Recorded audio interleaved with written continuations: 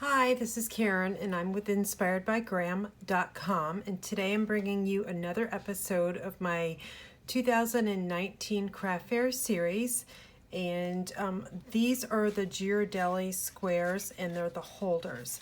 And there's lots of YouTube videos out there, but I'm going to show you mainly, I'm going to show you how to put one together, and I'm also going to show you how I mass produce and also how I prep. So if I run out of these during my craft fairs, because I do about 10 a year, I have the supplies all ready to go. So all I need to do is just do the folding and a little bit of prep work. So I've got the majority of everything done. So anyway, these are the Ghirardelli squares holders, and we've got a little die cut that's just for you. So let me go over the kind of the importance of some of the products, especially the chocolates. So when I buy the Ghirardelli squares, I buy them, sorry, this is probably reflecting on the camera, but I buy them in a big bag like this, okay? And so on the bag, there's an expiration date, and it's up here underneath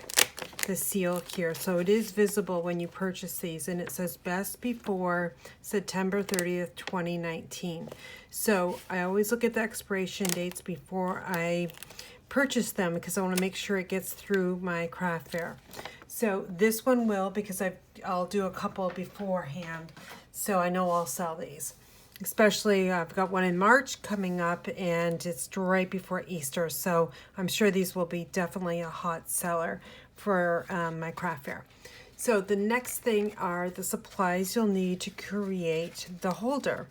So you will need some paper, and I find this is 6x6 paper. So you got paper stacks, use them, because that's what I just did. So in my bin here, I've got all these ready to go. They're already pre-scored. Let me just find a darker color so you can kind of, here's the pink one. So I've already got them pre-scored. So the only thing I have left to do is round the corners and do the folding, and bam, you know, we're almost done. So I've got half the work done for myself. So that's great. The other thing you'll need is a stamp to create the little tag there. I'm using the Just For You from the Stampin' Up! Vibrant Vases. So you can find this in the Occasions Catalog 2019. It's a bundle, so there is a punch that comes with this. That's in the annual 2018-19 catalog. You will also need some ink, and I've got Tranquil Tide ready to go. You will need some ribbon scissors. You'll need a 1/8 inch circle punch or hand punch, and this is one from Stampin' Up! You'll also need a bone folder, and I've got mine specially made. Those are really cool. And I also have my 6x6 paper. This is the Tropical Escape. So I found that I wanted to work with something really tropical today because we're having a massive snowstorm like a lot of people are in the United States today. It is, what is it, January 20th, 2019. So we've already got probably close to 2 feet of snow. So I wanted to do tropical. So we're going to be working with this. And this was a 6x6 paper pack. So all I have left are just maybe 5 or 6 sheets. I'm also using, one of my mottos this year is use what you have. This is a retired product from Stampin' Up!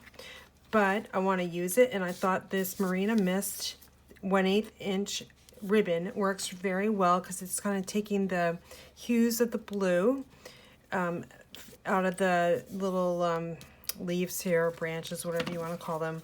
And I also have, it's this is really old, but it's Island Indigo Baker's Twine. So I think it all works together, and I'm going to use what I have because I need to use it. So all right, so let's get started. Actually, one other thing, you'll need a scoreboard.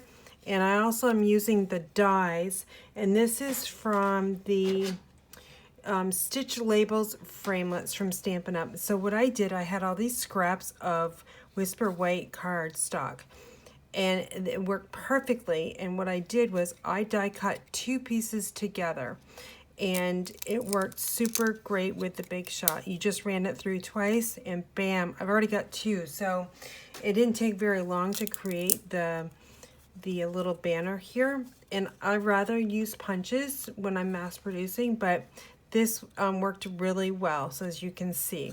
So another tip for you there, just find a little die cut right here and it'll work great for you. You'll also need a quarter rounder. I've got the detailed trio punch, and I think I've got everything covered. So I just want to show you also, when I mass produce these, I've got a stack here of probably 25 ready to go. All right, so let's get started. I've got to shuffle around some things here on my desk. Let me get some of this stuff out of the way so we can get started creating this cute little Ghirardelli holder. So I've got my Stampin' Up scoreboard, and this is going to be really hard to have in the camera, but I'm going to try my best here.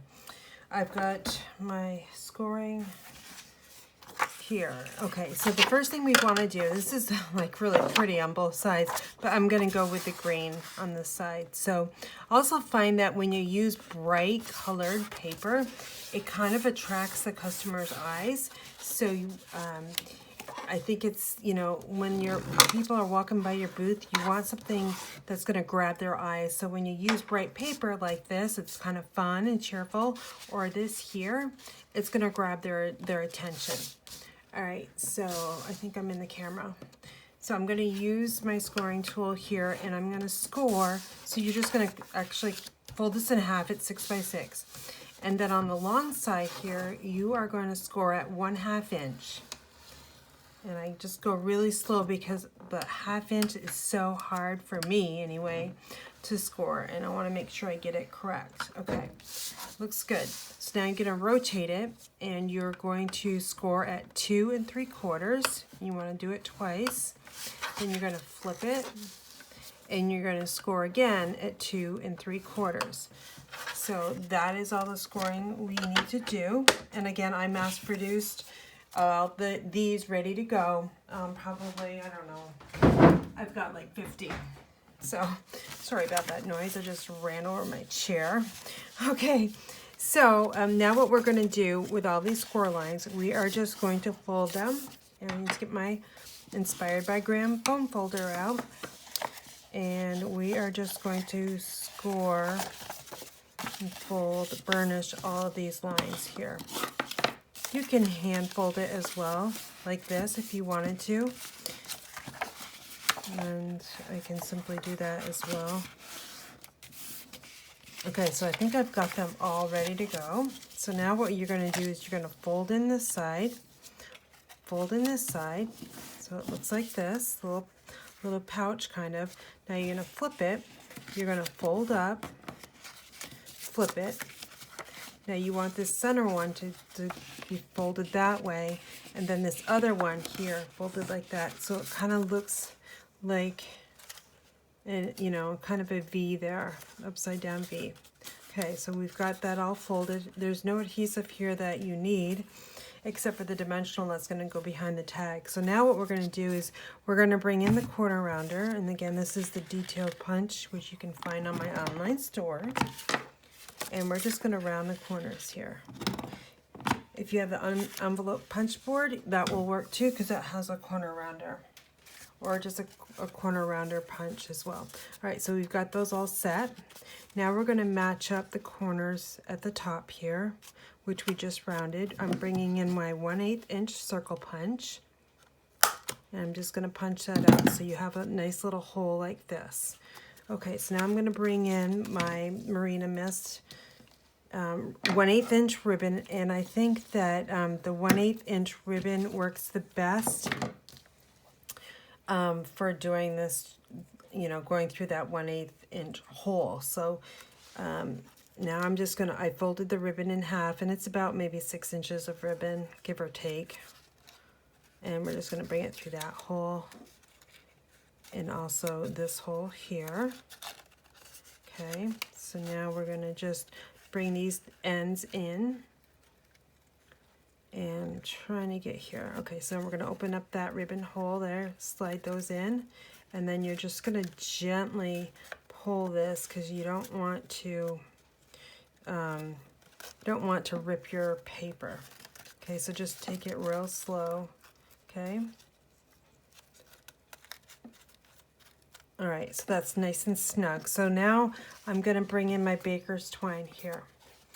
And I think that it would look, well, I like to use the baker's twine only because it will hold that ribbon in place.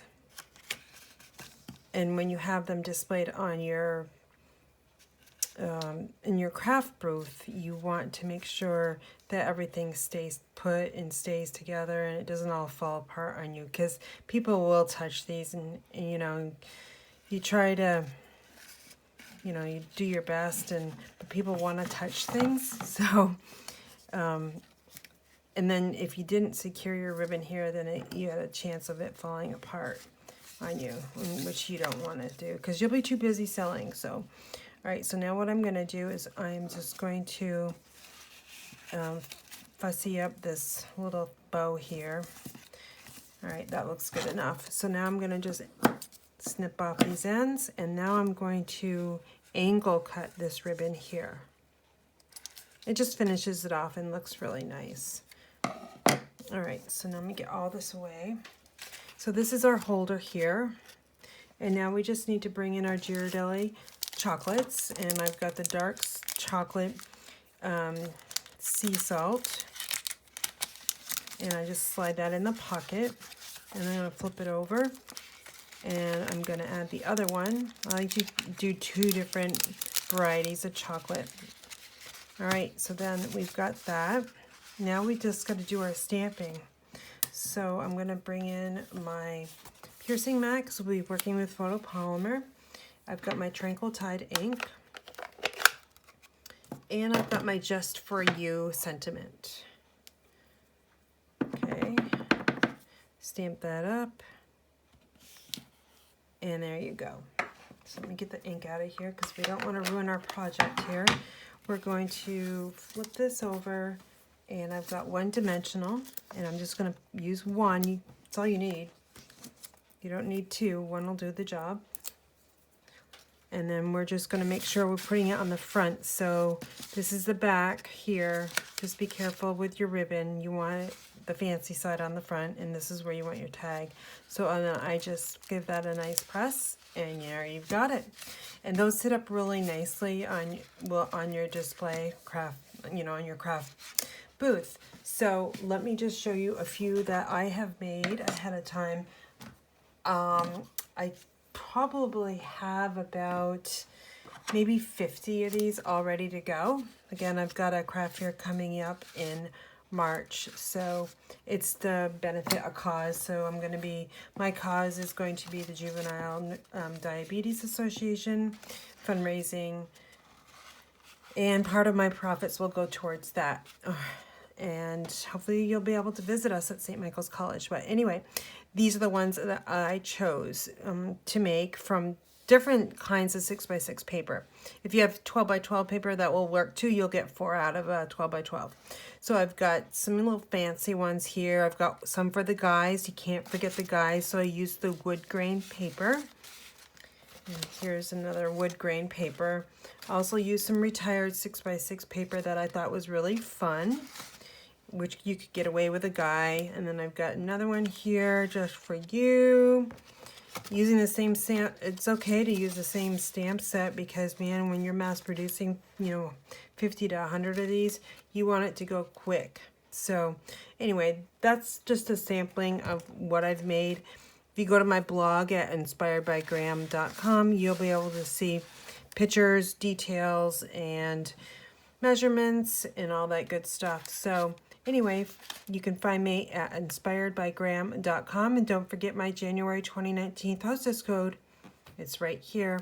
Purchase anything from my online store at $50 or more in product, and you'll receive a special gift from me. So for all your Stampin' needs, inspiredbygraham.com. Thanks for watching.